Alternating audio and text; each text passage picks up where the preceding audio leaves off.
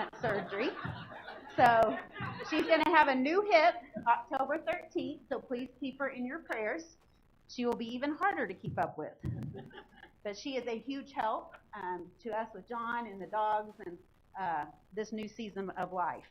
I love my life, and I thank God for all he has given me. And real quick, since I have your attention and it's kind of a different group than the Tuesday morning, I want to thank you all, a quick little advertisement. I want to thank you all for the support you have given John and his two sisters. You guys have done an amazing job. So many individuals in here have been praying, have been giving time to them, and given money. I know the Tuesday morning ladies class has already raised over almost $400 in just 2 weeks, about $300. Is that about right, Amy? $350. So, and that's just a 2-week period. And I know it's very important when you give your money to know what it's going for. I always, when I was on the PTA and PTO and Booster Club track and basketball president, I always wanted people to know what their money was going for. And so I just want to let you know, just briefly, what we've been able to do for these children from their family. I'm considering you all their family.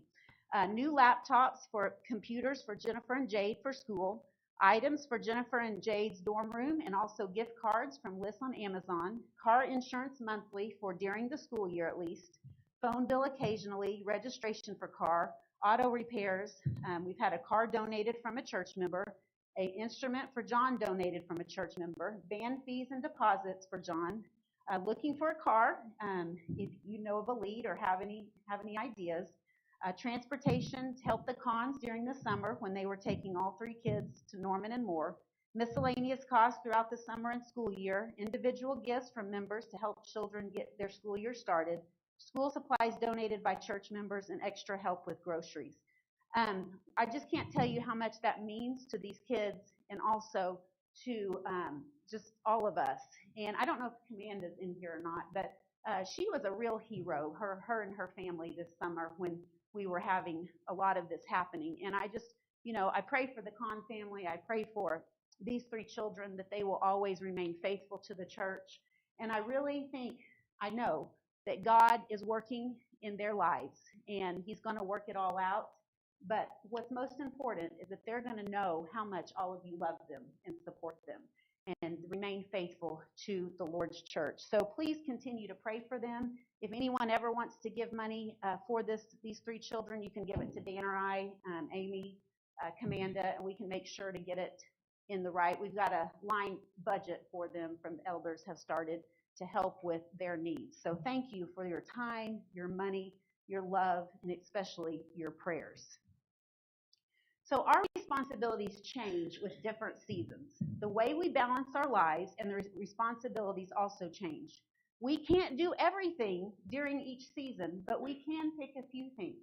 So I want you to know, especially young mothers, I used to, when I was younger, beat myself up when I had smaller children that I couldn't do everything I wanted to do. And that's okay. Someone wiser than me said, you're going to have seasons of your life where you can do each of those things. So I can remember, working that out in my mind that it's okay if I can't do something right now. I have a family. I need to make sure that I'm getting to church and that I'm leading. And I can do something else in a different season. So just remember, your different seasons of life, it's okay that you can't do everything. There's going to come a time when you can do different things. So do what you can do during your season of life. Let's read Ecclesiastes 3, 1 through 8. I love these verses. And this also helps me remember and not put guilt on myself when I can't do everything that's asked of me and when I do have to say no, to balance my responsibilities. There is a time for everything and a season for every activity under heaven, a time to be born and a time to die, a time to plant and a time to uproot, a time to kill and a time to heal, a time to tear down and a time to build, a time to weep and a time to laugh, a time to mourn and a time to dance, a time to scatter stones and a time to gather them, a time to embrace and a time to refrain, a time to search and a time to give up, a time to keep and a time to throw away, a time to tear and a time to mend, a time to be silent and a time to speak, a time to love and a time to hate, a time for war and a time for peace. I think that is such a great verse to know that there are times for everything. Responsibilities change, they come and go. So I love doing research on people. I love humans. That's one thing why I think I got into education, because I love to be around people and children. I enjoy researching humans, the way they interact, what they do in social settings. I could sit all day in a public area and watch people and just watch them and think up stories in my head as to what each person is doing. My entire dissertation is based upon qualitative research, exploring people's experiences and perspectives using non-numerical data like words. So Julie and I would differ on this. Images and observations to gain deep understanding of phenomena rather than measuring things with numbers. I learn from people. I like to hear various perspectives on a subject. So when I think of seasons, I automatically think of people going through different seasons. So I researched a handful of women here at Westside to hear about their season of life. I just asked them for their age, where they spend their time, and responsibilities they have during this particular season. So our first participant, it was Meg Varner. Meg is 16. I have responsibilities in yearbook for social committee. I'm in charge of our bulletin board and party planning. I'm also in charge of multiple pages in the yearbook and senior ads. I have lots of responsibilities in cheer, making sure everyone is actively spotting, making sure no one is getting hurt, and making sure everyone is encouraging and has a good attitude. I have responsibilities for soccer also, having to juggle what times I can make it to practice with cheer. And then I'm also helping coach a little league cheer team, so that's a big commitment. And then some more little commitments for school are NHS, FCA, book club, Students Against Destructive Decisions, Gifted and Talented. So basically, I spend my time at school taking classes, working during my lunch period in yearbook, going to cheer every day for 2.5 hours, and then in the fall going to soccer practice until 4:30. Then on Thursday nights, helping out the little cheerleaders, and Wednesday nights church. Whew. Does she sound busy? Okay, so that's during Meg's time in her life. My next participant is Katie Kahn. Katie is 23, works at Walmart Neighborhood Market. You need to go harass her there. I love to go harass her. I'm sure she hides when she sees me.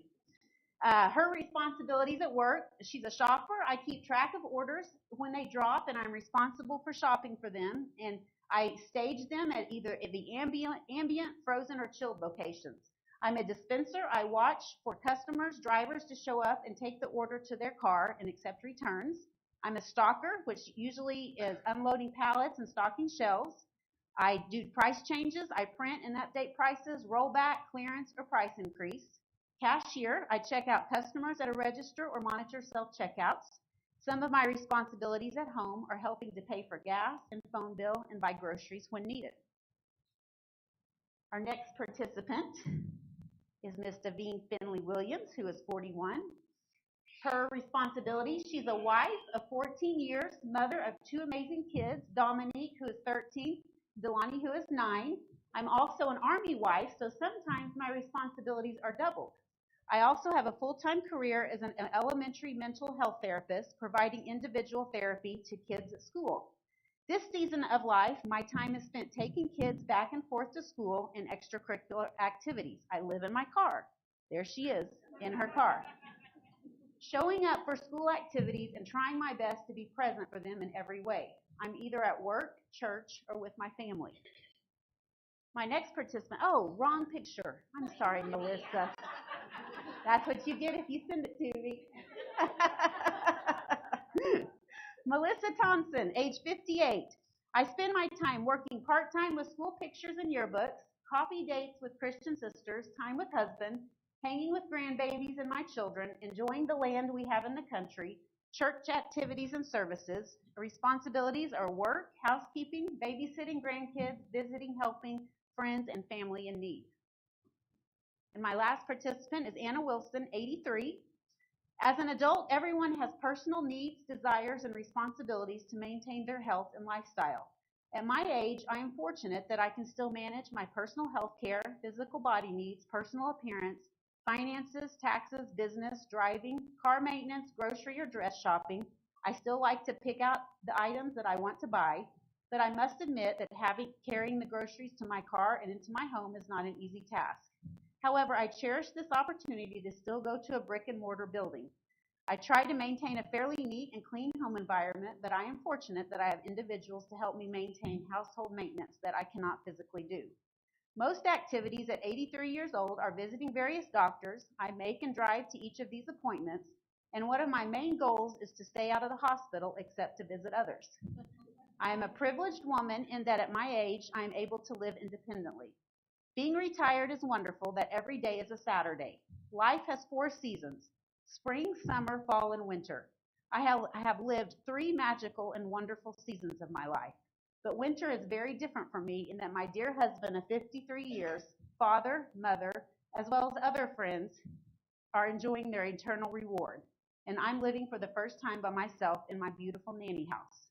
But loving and serving my Lord, as well as continuing my relationships with family and friends, keeps me wanting to wake up each morning to see God's creation. So as you can see, all of these women have to balance their time and have different responsibilities and are in different seasons of their lives. They're not all doing the same thing in the Lord's church. But one thing they have in common, that every one of these women that I put up here, and so many, and all of you in here too, is their dedication to Christ and the kingdom.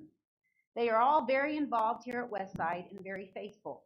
It is so encouraging to me to know these different women in different seasons of their lives and observing them in life, but also making time for Christ and the church. These women that I showed you have many different responsibilities, but they make it a point to juggle their responsibilities to be faithful to the Lord's church, and I really, really admire that. Now, I want to take just a moment to reflect on your own season of life, okay? What season are you in? So in your notebook, I want you to write if you're in the spring, autumn, summer, fall, winter, whatever they all are. You know they are. So write down what season of life you are in and what are your responsibilities during this season of life. Just about 4 minutes. Think about the season of life you're in and what are your main responsibilities.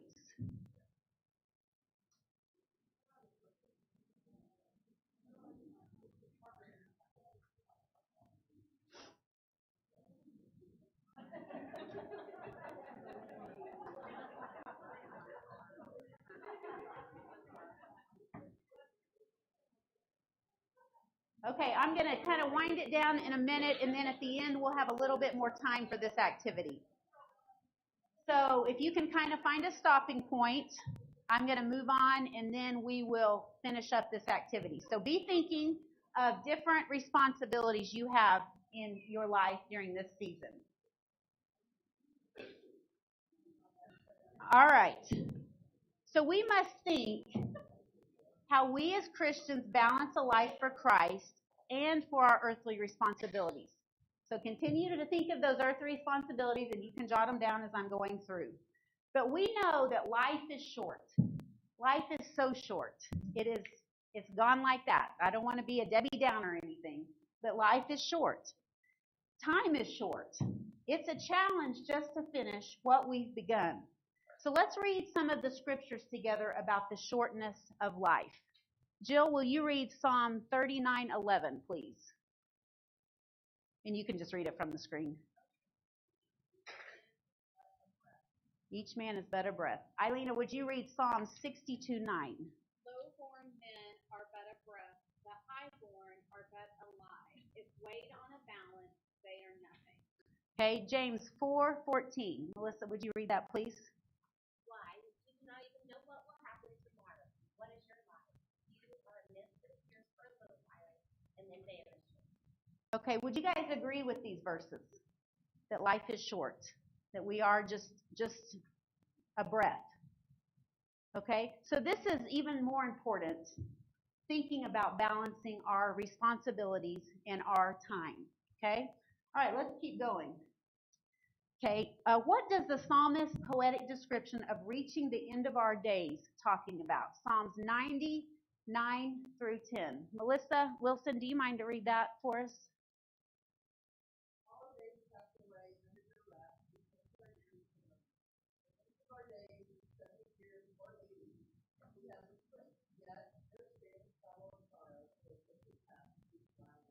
Okay. I used to think 70, 80, 90 was really old, and it's not. I think 83, that my mom is young, to be honest. Dan unfortunately had a patient that didn't make it last night, and I said, was he older? And he said, yes. And I said, how old? He said, 76. I said, that is not old to me. That seems very young. So our life moves quickly. It moves very quickly. All right, Paul has an interesting way of urging believers to make the most of their days. What does he tell us to do in these verses? Ephesians 5:15 through 16. Katie, would you read that for me, please?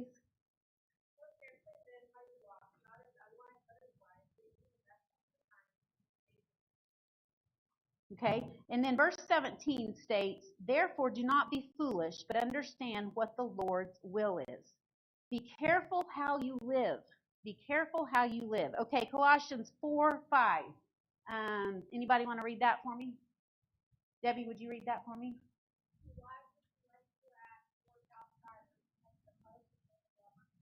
Okay, that's one of my favorite verses. Be wise in how you act towards outsiders and make the most of every opportunity. The example I gave you before class started with Angie and Debbie, they made the most of the opportunity given to them. How many times do we do not see an opportunity because we have so many other things that we're trying to balance our responsibilities? So it's important to make sure that we are seeing the opportunities that God is giving us. Very often we think if we just get to this next vital thing, we can have our life balanced. Our lives will magically fall into place. My dad's favorite sermon to preach was titled, I will be happy when blank, blank, blank, blank, blank. You fill in the blanks. You can fill in the blank. If I could just get that raise, once I get my kids out of diapers, once I get them out of college, once they graduate high school, once I get a bigger house or a nicer car, or once I graduate high school or college, once I find a husband or a wife, we could go on and on and on. The list could keep going, but we must learn to be happy whatever season we are passing through. We must learn how to keep our lives balanced during each season. As we read in Ecclesiastes, there's a time for everything. So enjoy each season and each day of your life. Balancing time and responsibilities may start with looking for lost time or wasted time. Okay? Instead of just shrugging our shoulders and saying, where does the time go? We might need to take a long, careful look at just where our time went. And that's kind of why I was wanting you to make a list of your responsibilities to view and see where is our time really going. What does Paul tell us that the Athenians did to fritter away their days in Acts 17:21? Sharon, do you mind to read that for me?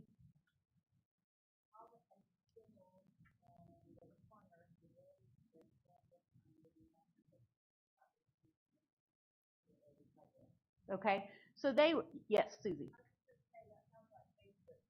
Yeah. It can be hours and hours. You get going on Reels and you can look up and it's 2 hours gone, frittered away. Exactly. I'm guilty of it. I will say that. But we fritter our time away. We talk about things or talk about the latest ideas, but are we really acting? Are we really doing what we're supposed to be doing?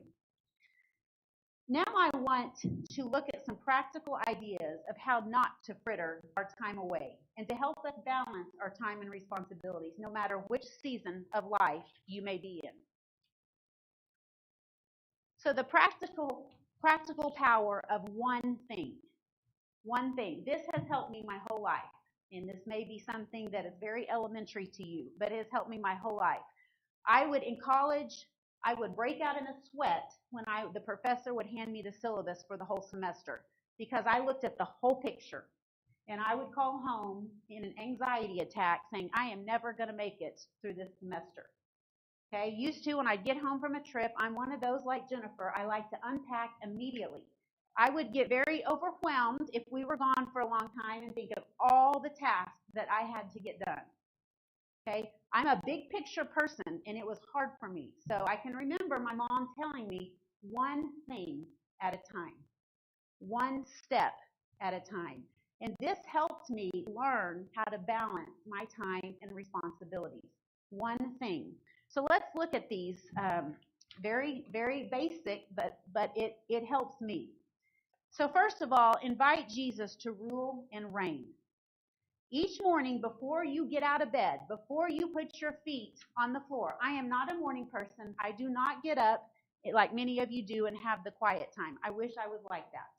But it's really hard for me too. So I have quiet time at different times of the day. But before I get out of bed, my one thing before my feet hit the floor is I ask God each morning, invite the Lord to take the throne of your life, to be your one thing. Present him your day and ask him for wisdom and guidance. Make that be the one thing before your feet hit the ground. Okay? You don't have to say a big, long, lengthy prayer. Just say, God, take my day. Give me guidance. Give me wisdom. Help me through this day. I give you my schedule. Okay? Number 2, ask God to reveal the next step. As you go through your day, keep asking the Lord, what is the one thing I need to do next?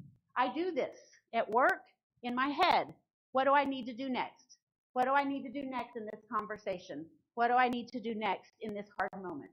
I am always asking God, what do I do next? What words do I use? Don't let the big picture overwhelm you. Just take the next step as he reveals it to you. Wash one dish, and you'll start washing more. Make one phone call that you've been putting off, and it's over. You will feel so much better. Put on your exercise clothes, and then hopefully you'll get out the door. But just make that one step. Then take the next step in the next. So, for example, teaching ladies class is hard for me. I procrastinate, I put it off, and I don't want to sit down and get my lesson together. Okay? But I know I have to. So I take that one step, I open my computer, and I just put the title down. And then I may go do something else. And then I come back, and I do a little more. But I have to take that one step to overcome that fear or that thought of not getting something done, if that makes sense. I think about it. I keep saying I need to sit down and get my thoughts on paper. Then I think the laundry needs to be folded. The dish is emptied from the dishwasher. I need to grade my students' work. But I got to clear all that, put my priorities in order, what needs to be done. And then I take just one step, and then you feel like you can make it. Number 3, have faith that what needs to get done will get done. Since you have dedicated your day to the Lord, remember you already did that before you even hit the ground. You've already dedicated your day to the Lord. Trust him that he will show you the one thing or many things that must be done. Have faith that he's going to help you through the day. Trust him. Do you know, do what you can do in your time allotted. Then trust that what wasn't accomplished was either unnecessary or being taken care of by God. So we all have the same amount of time. Some of us have more that get up way earlier. But trust that God is going to help you through. And whatever doesn't get done, it's okay. Don't beat yourself up about it. And then finally, be open to the Spirit's leading. You may find your day interrupted by divine appointments. Instead of resisting the interruptions, which I am a very scheduled person, I admit it is really, really hard to be interrupted in my schedule. Okay? If I had been Debbie and Angie, I probably wouldn't have been in such a hurry because I needed to get to the next thing that I might not have even noticed someone maybe wanting to have a conversation. So this is something I really struggle with. But You may find your day interrupted by divine appointments. Instead of resisting the interruptions, flow with the one thing as God brings it across your path. You'll be amazed as the joy and freedom that comes from I can't even talk, surrendering your agenda and cooperating with His. Okay? So we have to, as Christian women, and those women that I showed you on the pictures, I've seen them. I've seen them, help others. I've seen them take time out of their schedule to help others. We have to realize that our responsibilities include what God will be giving us as well. So the verse Proverbs 16:3, commit to the Lord whatever you do, and your plans will succeed. And I truly believe that. I truly believe that if you commit to the Lord and you ask Him to show you, and you have the faith and you trust Him, it will succeed. It may not be how you think it's going to succeed, but it will succeed. I want to end, we've got like 3 minutes. I wanted to get to our activity too, but I do want to read a poem to you, The Seasons of Life. Spring, a time of new beginnings, like the innocence of childhood. Blossoms bloom, dreams take flight. As nature awakens, so does our spirit. Summer, a season of warmth and growth, like the vibrant days of youth. Sunshine kisses our skin, laughter fills the air, and we chase adventures without a care. Autumn, a time of change and reflection, like the wisdom that comes with age. Leaves fall, colors ignite, we gather memories as time takes flight. Winter, a season of stillness and introspection, like the calmness of old age. Snowflakes dance, silence embraces, we find peace in the quiet spaces. Each season, a chapter in life's grand story, with its own beauty, lessons, and glory. Embrace the journey through every weather, for life's seasons bind us all together. So the activity that I asked you to do is to look at what your responsibilities are. And I challenge you to pray about those responsibilities, and I challenge you to look at those and ask, are they bringing me closer to God or farther away from God?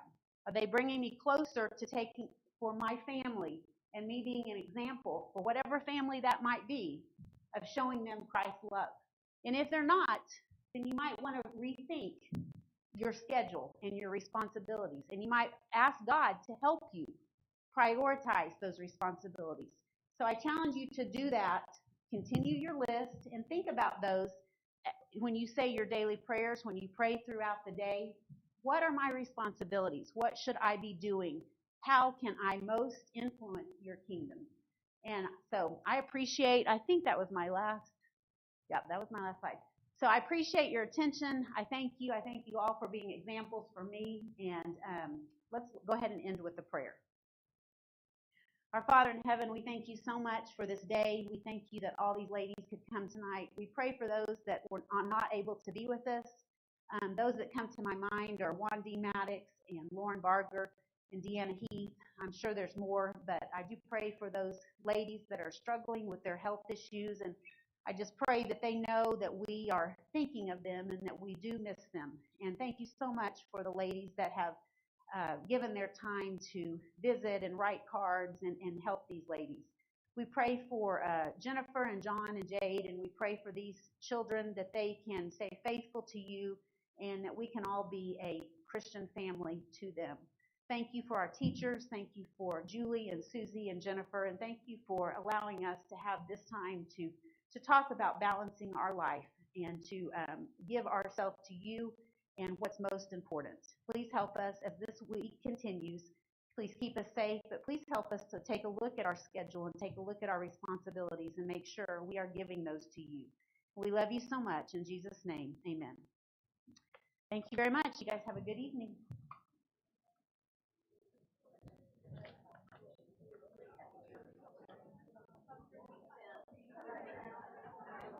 With the phone, I was supposed to call Office Library. Oh, it wasn't even a big deal to me. On the phone. I hate taking phone calls. After I did a few, it was like, It didn't bother me. Hey, I tell you what, if I can teach with kids yelling and screaming, that is anything.